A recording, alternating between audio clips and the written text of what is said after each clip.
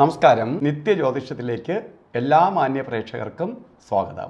ഇന്ന് 2025 നവംബർ മാസം 24-ാം തീയതി 1201 ആണ്ട് വൃശ്ചിക മാസം 8-ാം തീയതി തിങ്കളാഴ്ച. ഇന്ന് തിങ്കളാഴ്ചയാണ്. ഇന്നത്തെ നക്ഷത്രം തന്നെ പൂരാടം നക്ഷത്രമാണ്. പൂരാട നക്ഷത്രം ശരിക്ക് ശുഭനക്ഷത്രങ്ങളിൽ പെടുന്നതാണ്. ഇപ്പോൾ പൂരാട നക്ഷത്രം തിങ്കളാഴ്ച എല്ലാം കൂടി ഒത്തു വന്നിരിക്കുന്ന ദിവസമാണ്. നല്ല ദിവസമാണ്. ശുഭകാര്യങ്ങൾക്കെല്ലാം അനുകൂലപ്രദമായ ദിവസമാണ്. ശുഭകാര്യങ്ങൾക്കെല്ലാം അനുകൂലപ്രദമായ ദിവസമാണ് ഇന്ന്. ശുഭഫലങ്ങളെ പ്രദാനം ചെയ്യുന്ന ദിവസവും കൂടിയാണ്. അപ്പോൾ ഇന്ന് നമുക്ക് എന്ത് കാര്യങ്ങൾക്ക് വേണോ ഇറങ്ങുന്ന കാര്യങ്ങൾ വിജയിക്കും. ശുഭദിവസം എന്ന് പറയുമ്പോൾ നമുക്ക് എന്തെങ്കിലും ശുഭകാര്യങ്ങൾ ചെയ്യാനുണ്ടെങ്കിൽ, ഇന്ന് ഒരു ആഴ്ചയുടെ ആരംഭമാണ്. നമ്മൾ ഇന്നത്തെ ദിവസം കുറേ പ്ലാൻ ചെയ്ത് ഇറങ്ങുകയാണ്. അപ്പോൾ ധൈര്യമായിട്ട് നമ്മളെ പ്ലാനിങ്ങിൽ ഒരു മാറ്റവും വരുത്തേണ്ട. ധൈര്യമായിട്ട് ഓട്ടത്തിന് സ്പീഡ് കൂട്ടിക്കൊള്ളുക. അതുപോലെ ശരിക്കും വൃശ്ചിക മാസത്തിലെ പൂരാട നക്ഷത്രം ബർത്ത്ഡേ ആയിട്ട് വന്നിട്ടുള്ളവർക്ക് ഒരു വർഷത്തെ ഫലത്തെയാണ് ചിന്തിക്കേണ്ടത്. വാർഷിക ഫലത്തെ ചിന്തിക്കുമ്പോൾ വളരെ ഐശ്വര്യപ്രദമായ ഒരു വർഷമായിരിക്കും നിങ്ങൾക്ക്.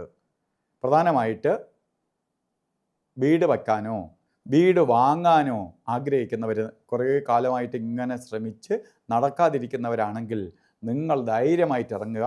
നിങ്ങൾക്ക് വീട് വെക്കാൻ, അല്ലെങ്കിൽ വീട് പൂർത്തിയാവാതെ കിടക്കുകയാണെങ്കിൽ പൂർത്തിയാക്കാനും ഒക്കെ ഇടവരും. അല്ല, മെയിൻ്റെനൻസ് ചെയ്യാനാണെങ്കിൽ പോലും അനുകൂലപ്രദമായി തീരും. അതുപോലെ തന്നെ വിദേശത്ത് പോകാൻ ആഗ്രഹിക്കുന്നവർ, വിദേശത്ത് എങ്ങനെ ശ്രമിച്ചിട്ട് നടക്കുന്നില്ല, നിങ്ങൾ ഇനി ഈ സമയത്ത് ശ്രമിക്കുക, പൂർണ്ണമായി നടക്കും. അതുപോലെ വിദേശത്തിരിക്കുന്നവർക്ക് മൈഗ്രേറ്റ് ചെയ്ത് മറ്റൊരു സ്ഥലത്തേക്ക് പോകാൻ ആഗ്രഹിക്കുന്നവർക്ക് അനുകൂല അന്തരീക്ഷം ഉണ്ടാവും, സഫലീകരിക്കും. അതുപോലെ വിദേശത്ത് പഠിക്കാൻ പോകുന്ന കുട്ടികൾ, ഉപരിപഠനത്തിനൊക്കെ ശ്രമിക്കുന്നവർ പരാജിതരായി അല്ലെങ്കിൽ പല പ്രാവശ്യം ശ്രമിച്ച് നടക്കാതിരിക്കുന്നവർക്ക് നിങ്ങൾ ധൈര്യമായിട്ട് ശ്രമിക്കുക, നടക്കും. ഇങ്ങനെ കുറേ പോസിറ്റീവായിട്ടുള്ള അനുഭവം നിങ്ങൾക്ക് ഉണ്ടാകും. അപ്പം അതിന് ഈ ഒരു വർഷത്തെ വിനിയോഗിക്കണം. അതുപോലെ ഇന്നും ഓരോ കാര്യത്തിന് ഇറങ്ങുമ്പോൾ നല്ല ദിവസമെന്ന് ഞാൻ പറഞ്ഞു. രാഹുകാല സമയം നോക്കി യാത്ര തിരിക്കണം. ഇന്ന് രാഹുകാല സമയം വരുന്നത് 9 മണി മുതൽ 7 മണി മുതൽ 9 മണി വരെ എന്ന കലണ്ടറിൽ രേഖപ്പെടുത്തിയിട്ടുണ്ടെങ്കിലും 7:53 രാഹുകാലം തുടങ്ങുകയുള്ളൂ. അപ്പോൾ 7 മണിക്ക് ഇറങ്ങേണ്ട 7:53 വരെ സമയമുണ്ട്. അപ്പോൾ 9 മണിക്ക് തീരൂല. 9:19 കഴിഞ്ഞിട്ടേ രാഹുകാല സമയം തീരുള്ളൂ. അപ്പോൾ ഇതൊന്ന് ശ്രദ്ധിച്ചോളണം ശുഭയാത്രയ്ക്ക് ഇറങ്ങുമ്പോൾ.